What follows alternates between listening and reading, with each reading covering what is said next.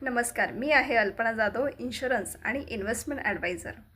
तर आता मार्च महिना चालू आहे आणि मार्च महिन्यामध्ये इन्शुरन्सचं काय महत्त्व आहे, तर ते आपण जाणून घेऊया. संपूर्ण वर्षाचा बोनस हा आपल्याला याच महिन्यामध्ये मिळत असतो.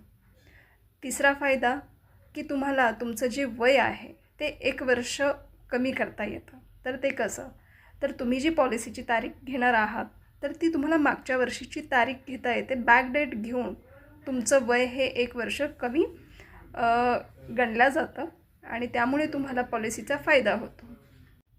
LICच्या पॉलिसी या सर्वच वयोगटातील लोकांना मिळत नाहीत. प्रत्येक प्लॅनसाठी काही विशेष वयोगट असतो. त्या वयोगटातील लोकांनाच त्याचा फायदा घेता येतो. उदाहरणार्थ, जर काही प्लॅनसाठी वयोमर्यादा आहे 50 वर्ष, काहींसाठी आहे 55 वर्ष, तर काहींसाठी आहे 65 वर्ष. तर प्लॅन वेगवेगळे असल्यामुळे त्यांचा हप्तासुद्धा खूप वेगवेगळा आहे. तर कुणाला परवडेल, कुणाला परवडणारही नाही. तर आता तुमच्या वयाला जो हप्ता तुम्हाला येतो आहे, मिनिमम हप्ता तुम्ही पे करू शकता आणि हप्ता भरल्यानंतर तुम्हाला पहिल्या दिवशीपासून इन्शुरन्सचं कवर मिळत असतं, सुरक्षा कवच मिळत असतं. तर तो सगळ्यात महत्त्वाचा फायदा आहे. आपलं वय आणि वयानुसार येणारा हप्ता हा कमी अधिक असतो. तर जेवढ्या लवकर तुम्ही पॉलिसी काढणार, तेवढ्या लवकर तुम्हाला तो बेनिफिट मिळतो. पुढचा फायदा टॅक्सपेयर लोकांसाठी. जे कोणी टॅक्सपेयर आहेत आणि त्यांनी इन्शुरन्स पॉलिसी घेतलेली आहे, तर सेक्शन 80Cच्या अंतर्गत त्यांना 1,50,000पर्यंत कर सवलत मिळत असते. आता त्यांच्या कुटुंबातील ज्या काही व्यक्ती आहेत, जसे की त्यांचा जोडीदार असेल, मुलं असतील, तर यांच्या पॉलिसीचा टॅक्स बेनिफिटसाठी ते वापर करू शकतात.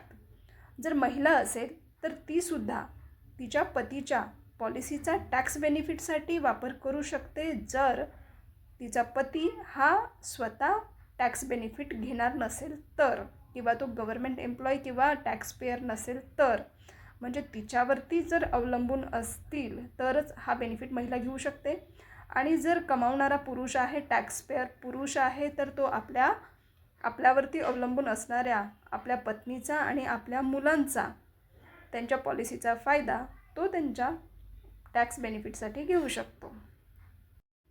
LICचं सगळ्यात महत्त्वाचा बेनिफिट म्हणजे, आता सध्या तुमची इच्छा आहे, तुमचं वय बसत आहे, तुम्ही निरोगी आहात आणि तुमच्या बजेटनुसार तुम्हाला सध्या पॉलिसी मिळतही आहे, तर या संधीचं सोनं करा.